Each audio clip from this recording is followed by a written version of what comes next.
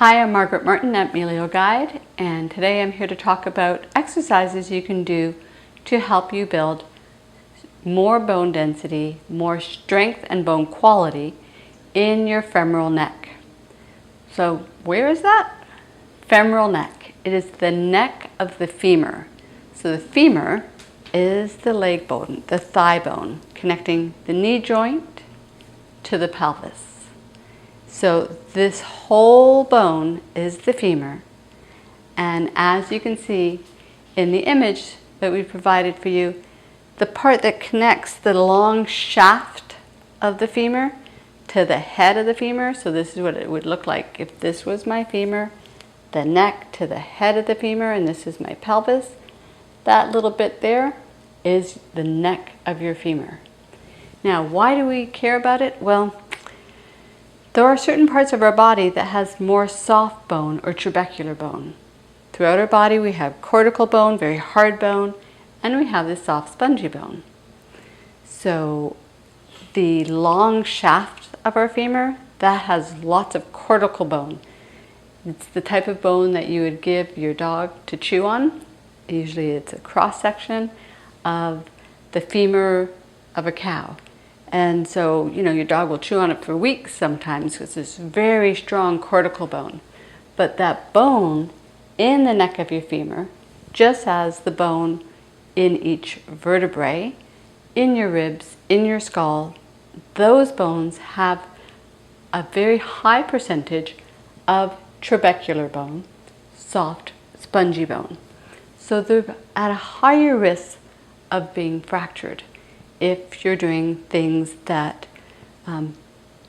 require or put it above and beyond what the bone quality is able to withstand, or what the bone strength is able to withstand.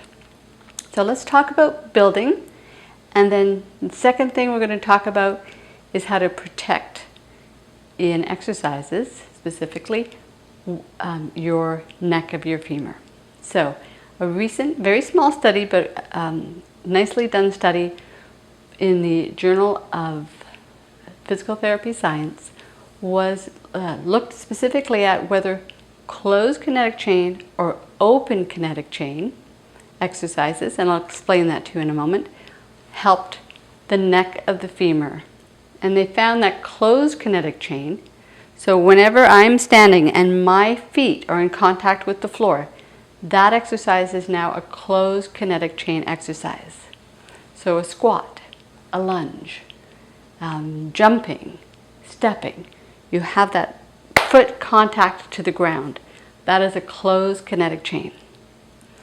In an open kinetic chain, you might have been given such an exercise in rehabilitation, or you'll sometimes see it in the gym, where there are pads to hook your feet under, and you're asked to lift the weight.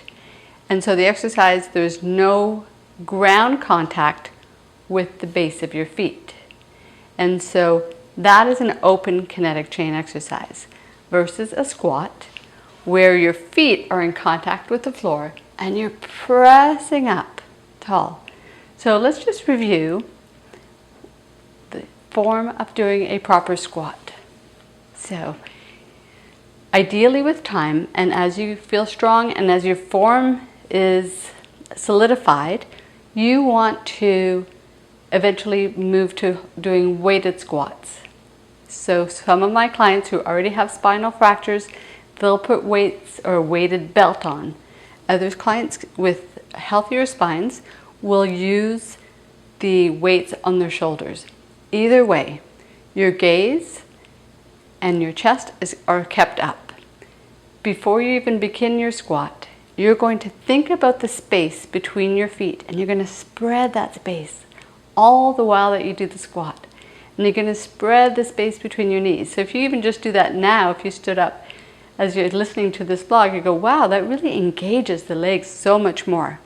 So my imaginary weights are here. I'm taking a breath in. I start to blow, tightening my pelvic floor to keep my pelvic floor safe as I'm coming down. I'm spreading the space between my feet, and my eyes are just above the horizon. And then I push up, firmly into the earth. So that is the squat. So there are other great exercises, and you can find them on Exercise for Better Bones for strengthening the neck of your femur. Now, part 2, as promised, is how to protect your femur now that you know you have low bone density. So for those of you who love practicing yoga, I highly recommend that you avoid doing the pigeon pose. You can still do a lovely figure 4.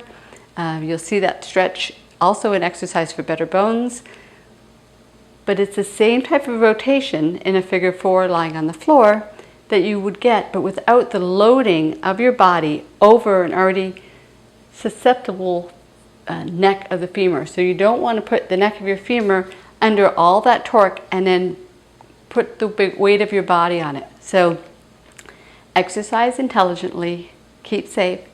Thank you for tuning in. I'm Margaret at Melio Guide.